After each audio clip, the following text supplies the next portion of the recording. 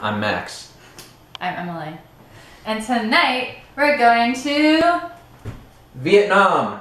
So we are doing a traditional dish called pho, but because I'm a vegetarian, we're doing a vegetarian version of that. Everyone's eaten pho at some point in their life.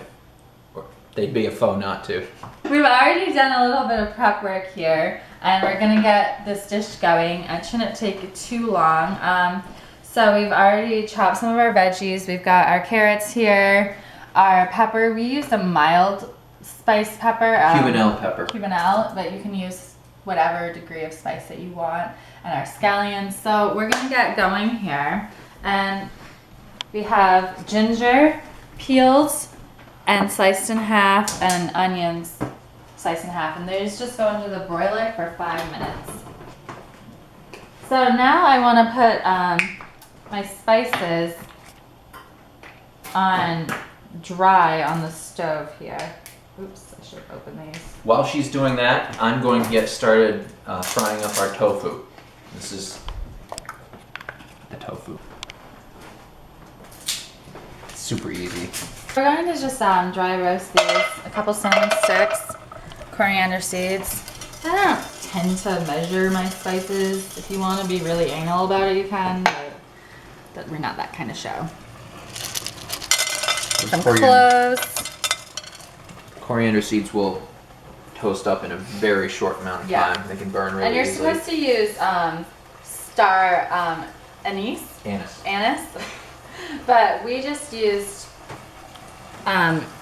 this all ground up because store secret, apparently, who knew this, you can buy spices in the Mexican section for $2 compared to the $7 that the seed would have cost me in the regular spice section. Who would have ever thought that? I wouldn't have thought that grocery at all. shopping tip.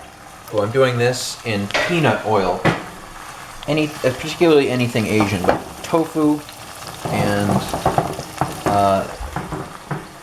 any kind of protein, always better in peanut oil if you're frying it. So when your spices are aromatic, that's when you add your broth.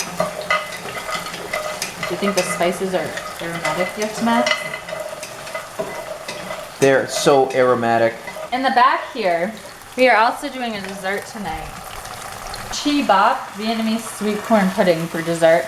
So because it's not corn season, we're just using frozen corn here. No, they smell really good. Oh yeah. Yeah, it's coming.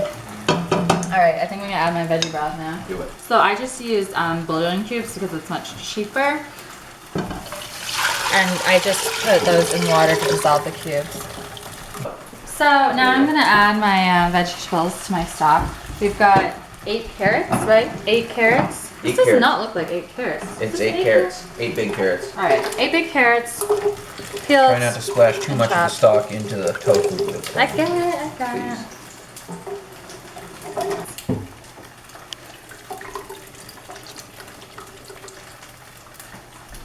We want to get that going and simmer. And in a second, I'll add the charred onion and ginger. It's not really... It's going to take more time, I think. So we're going to add the coconut milk. We've got our corn here. The corn, you measured the corn, right? This is, Yeah, I guess, close. about the equivalent of 3 large ears of corn. Yeah. Give or take. So we're going to add 2 cans of coconut milk.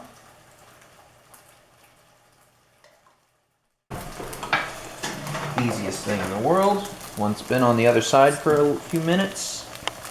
This is a homemade teriyaki sauce, unbelievably easy. Soy sauce, rice vinegar, and sugar, equal parts. This is like our go-to tofu recipe. We do this all the time. This kind of tofu is great in sandwiches, or we'll just eat it straight up. We'll put it on noodles. The trick is to just kind of let the tofu sit for about, 10-15 minutes on each side. Not less than that even, yeah. Like maybe just when it's 10 crispy. minutes. But just don't touch it, let it sit, and cut it nice and thin. Low heat is important as well. Yeah, and then when it gets to the end here and gets just about to the level of brownness you want, add something sweet, and so that's why we use the sauce, and so it kind of like caramelizes up a little bit, and it comes out delish. I'm gonna add half a cup of sugar to my pudding over here. So we have the corn, the coconut milk, the sugar, and a pinch of salt. All right, what do I need next? And now, so we've had tapioca pearls sitting in water for a few minutes, and so now I add those. Now I add my tapioca pearls. This is like for thickening.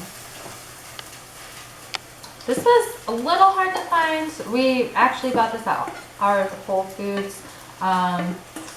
You can probably find it at most places, but we didn't find it at the first place we went to. So now I'm stirring it all up. This is pretty simple, actually. We'll see how it tastes. And just remove from heat to cool.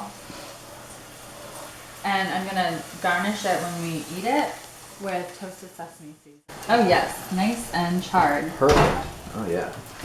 So now I'm gonna add these to my soup. And this will all get strained out after.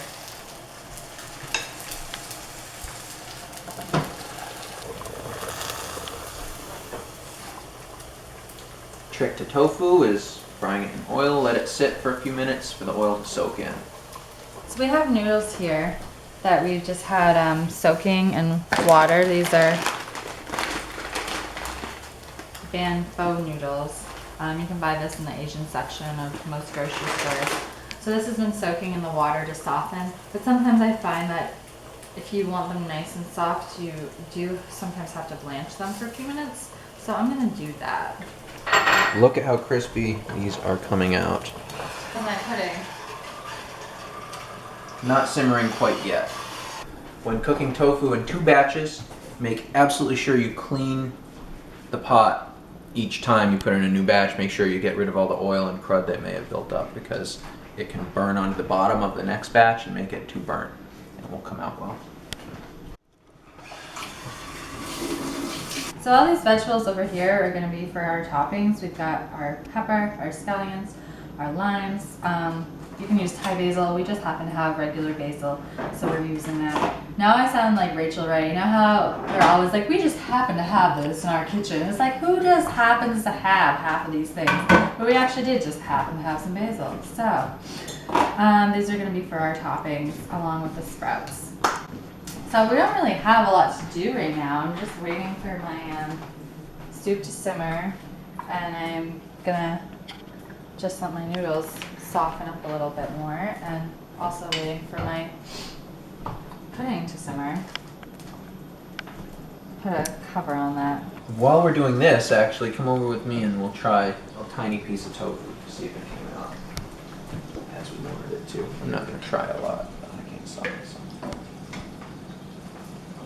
That's pretty excellent. Nothing wrong with adding more of the sauce just right on the top.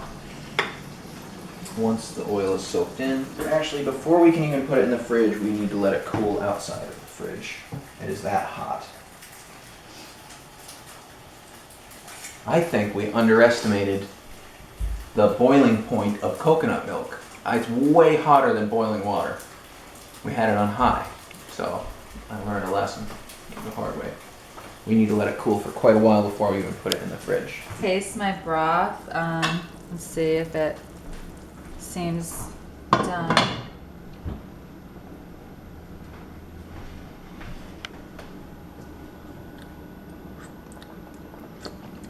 Too hot? Ooh, wanna try it? I think it's good. It's really hot. Yeah. Flavorful? Yeah, and Think it's I can really taste the coriander good? No, anise. and the anise. Yeah, I think it's good. Faux show. Steamy. When making pho, try not to miss the pho for the trees. What? Don't worry about it. I don't get that one. There's a phrase called "Don't miss the forest for the trees." Oh. I don't think the pho really works in that. I pity the foe who doesn't love my humor. Sorry, I missed it.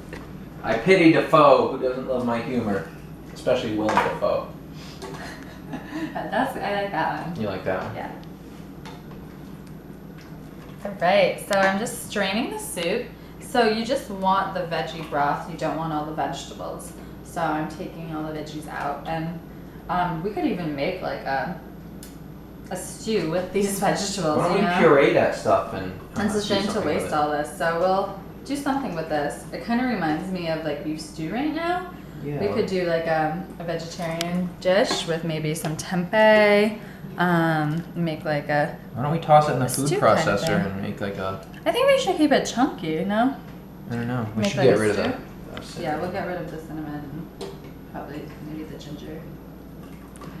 These are our noodles and the Oh, toppings that we've got here. That looks So we're gonna great. put some broth in everybody's dishes.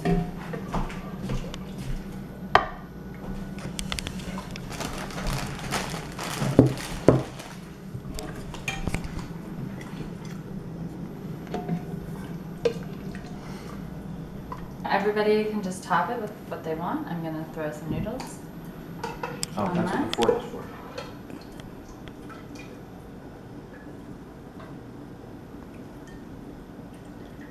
And now we can top it with any vegetables that we want.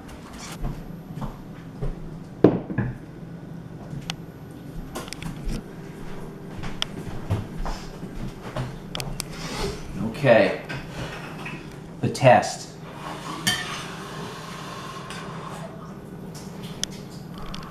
Probably still very hot. Mmm. Wow. Everything comes out real clear. All the different flavors. I'm a big coriander fan anyway. Me too. Not a big licorice fan, but it works perfectly in this, the anise. Just goes to show when you making pho, don't skimp on the nasty. So this morning we were going to try our Vietnamese sweet corn pudding. We decided to let it sit overnight because it was really, really hot when it came out, and we wanted to let it cool so it would thicken up a little bit. So this is cheap bop Vietnamese sweet corn pudding. It's kind of more like a soup. It didn't get really thick, but it's still going to be a nice dessert. It's a traditional dessert that sometimes people just drink up like soup. It's quite sweet and very creamy, and it thickened up to the exact right texture you would expect for like it's not quite pudding, it's much thinner than pudding, but like a soup. Very sweet, and it's got the crunchiness of the corn. I'm a big crunchy fan. We put toasted sesame seeds on top for some added crunch and flavor.